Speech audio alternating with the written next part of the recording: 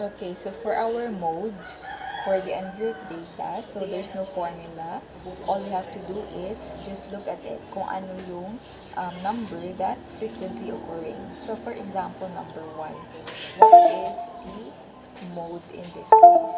So if you can observe, class, we have here a repeating number, which is 1. We also have 2. So 2 and 2. Wait, let us use different colors to distinguish. We have here 2 there, and 3 also, plus. Take note, 3 also. So therefore, what is the mode here?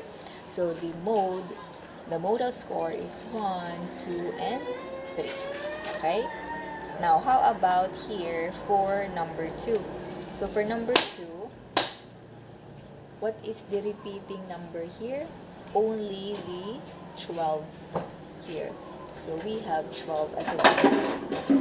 How about here for number 3? Okay, a die is thrown 80 times. Take note, 80 times, giving the following results. There. So take note, class, na yung hahanapin natin or yung titignan natin is etong frequency natin. Okay, the number that occurs frequently.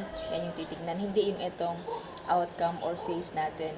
Dito tayo titingin sa frequency. So kung ano yung madami or paulit-ulit. Kasi frequently occurring is yung madami, obviously. So in this case, ano yung madami? So it is etong 14. So 14 tsaka 14. So looking here, so meron tayong 2. 2, in this case, it is or it belongs to 2 and 3. So obviously, ano yung mode dito? Okay? So the mode, take note, modal outcome. So ano daw yung paulit-ulit na lumalabas na outcome? So in this case, 2 tsaka 3. So hindi 14 yung isasagot na sa yung frequency lang titingnan natin. Pero, yung hinahanap kasi mode outcome. So, doon ka titingin sa outcome. Ano yung paulit-ulit na lumalabas sa dice mo? Alam nga naman 14 kasi wala naman 14 sa dice. So, doon ka titingin sa frequency. Okay? So, the answer here is 2 and 3. So, ganun lang, class. Ganun lang sa paghanap ng mode. Just by looking at it. Now, how about for the group data? So for the group data, we will have a formula for this. And the formula for the group data is 3md minus 2x, or your 2 bar x. Okay, so let's first write the formula. So mode is equal to 3md minus your 2 bar x. Bar x, this is bar x. Okay, again, let us check. 3md minus 2 bar x. Okay. So, like we have mentioned, we have to solve first for the median, and we also have to solve for the for your mean, for you to solve for your mode. So, let us first solve, class, for the median. So, the formula of the grouped data is summation of the product of frequency and the midpoint xm all over your n. Okay?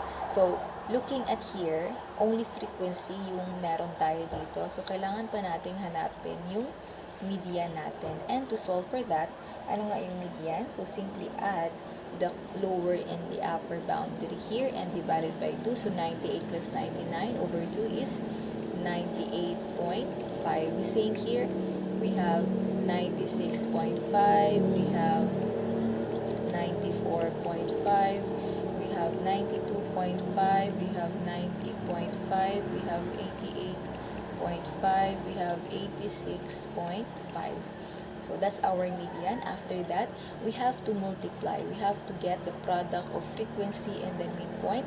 So in this case, we have 9 times 98.5. We have 886.5. We have 886.5. Also 9 times 96.5. We have 868.5. We have 13 times 94.5. we have 1228. 1228.5. We have 13 times 92.5. 1202.5. We have 15 times 90.5. We have 1357.5, and 6 times 88.5. We have 531. And 2 times 80.5, that is 161. Okay, so that's the product, no? After that, we have to get the sum of the product of frequency and midpoint. So all you have to do is add from 886.5 until 161. So 886.5 plus 868.5 plus 1228.5 plus 1202.5 plus 1357.5 plus 531 plus 161. There. We have 6235.5. Kindly correct me if there's something wrong in my calculation. So, okay, so this is our summation. So, we will now substitute it here in our formula. So, 6235.5 divided by your n, which is 67. So, we have 3567. That is 93.067, or again 6235.5 over 67. We have 93. Okay, that's our mean. How about for the median? So again, for median, the formula is lower true limit plus your n over 2 minus your cumulative frequency over f times your class width or class size.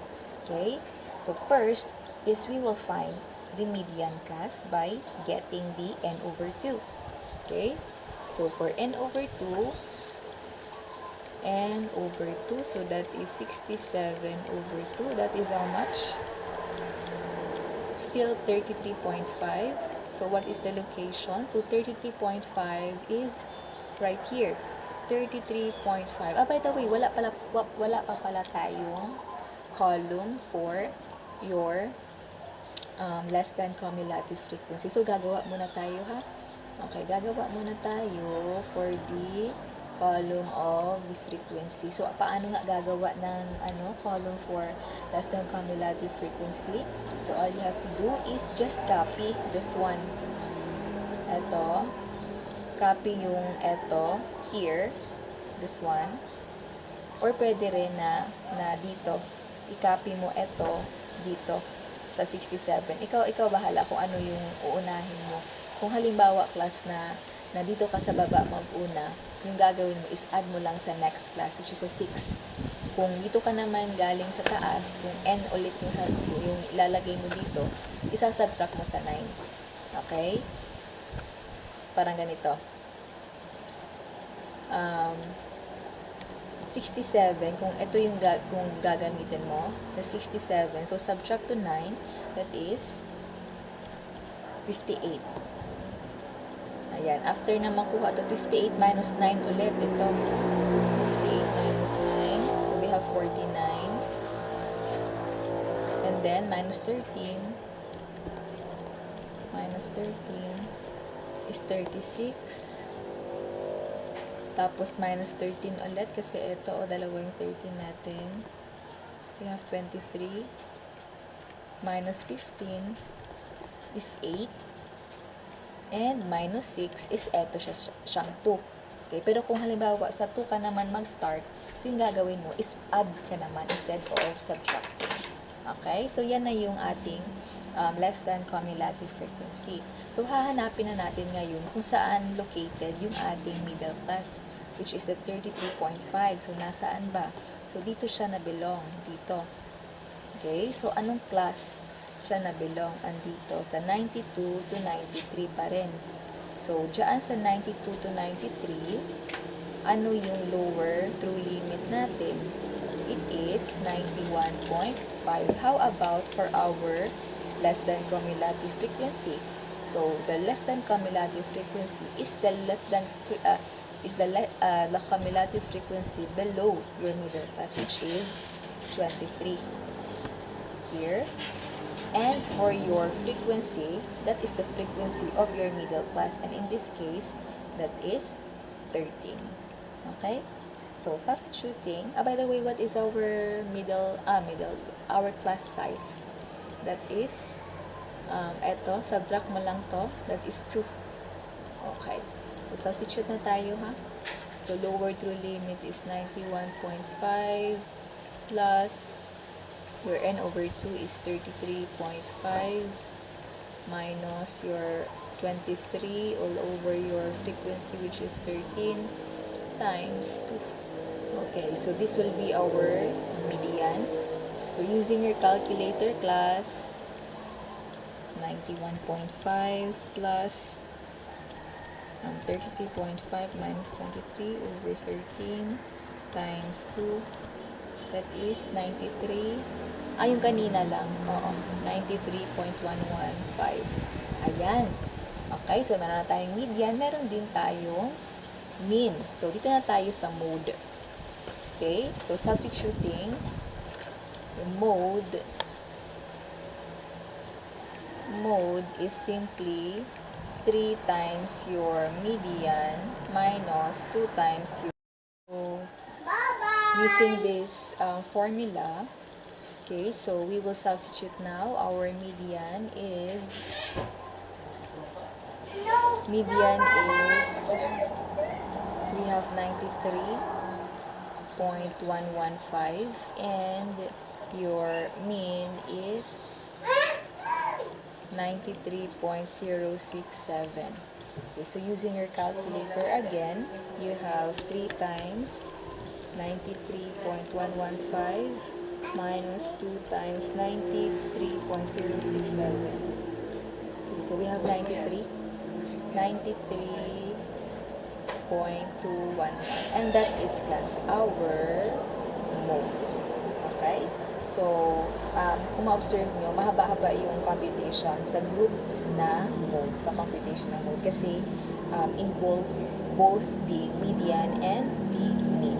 So, you really have to practice, especially in the median class, kasi a little bit of confusing sa paghanap ng mga less than cumulative frequency. So, that's it for the solution of this mode.